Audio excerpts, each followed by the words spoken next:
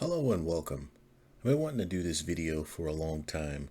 So to anybody who's grinding to top tier Russia, I want to kind of give you some impressions on what it's like when you finally get here with the top tier MBTs that Russia has.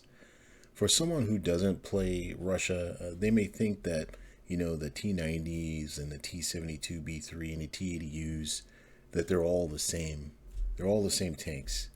Well, they couldn't be more different from each other. I know they're all 10.3 BR, which may lead some to believe that they're all similarly capable. But one of them stands out as the best in my opinion, and that's the T-80U, and I'm going to tell you why. So let's talk about the T-90A first. It's got great optics. The thermals are really good. It has the top round for Russia right now, the 3BM 42M round, which has extremely good penetration for Russia.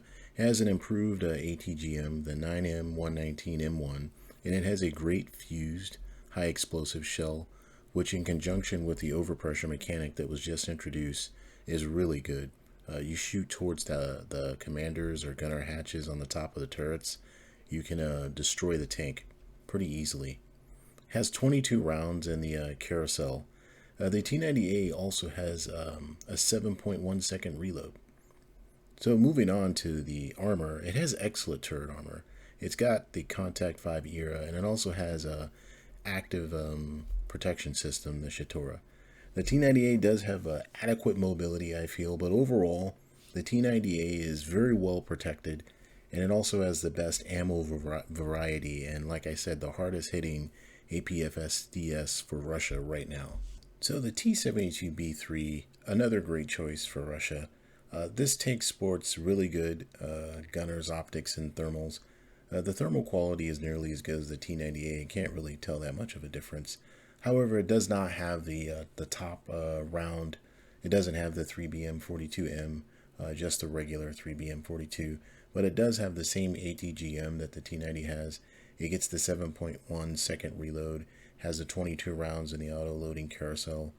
The T-72B3 sports excellent turret armor, Contact 5 era, Relic era, which even the T-90A doesn't have. It has slat armor, but it doesn't have a laser warning receiver like the T-90A has. So overall, the T-72B3 has adequate mobility, kind of a jack-of-all-trades tank. I like to use it as a sniper. So let's talk about the T-80U. So the T-80U has okay optics, it has good zoom, but it has the worst thermals of the group. Really fuzzy. It just has a 3BM42, so no upgraded round here. It only has the regular ATGMs, the 9M119s, so no tandem charge warheads. What it does have, though, is a 6.5-second reload and a 28 round carousel, so a 28 round capacity carousel. It has excellent turret armor, Contact 5 era, doesn't have a laser warning receiver either. But what the T-80U does have in abundance is above average mobility. It has really good reverse for a Russian main battle tank. So let me make one thing really clear here. The armor on all of these tanks is really good. There are going to be weak spots though. The traditional weak spots on all Russian tanks. You know, you fired it from the side, you're going to get into the ammo. There's the weak spot, you know, around the driver's hatch. And then there's the really big weak spots in the front of the tank and the breech area. So, you know, there you have it. But outside of that, the turrets of these tanks are really resistant to being penetrated. So in closing, the T-80U on paper appears to have a lot of disadvantages compared to its peers. It doesn't have the top shell. It's kind of got bad thermals. It doesn't have a laser warning receiver. It doesn't have an active protection system.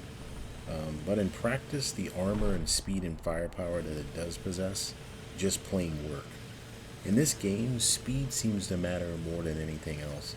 So the T-80U is able to rush the enemy.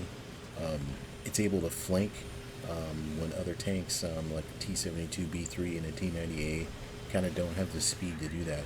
So the T-80U gives maximum flexibility where the T-72B3 and the T-90A just don't have. They just don't have that. Don't get me wrong. I love all of the top tier tanks that I talked about here, but I think the reason why the T-80U is so successful, even from Gaijin's point of view, it's because it has the mobility to match the NATO competition. So again, thanks for checking out this video. If you like what you saw here, please give a like and a subscribe. It always helps the channel out. And I'll see you in the next video.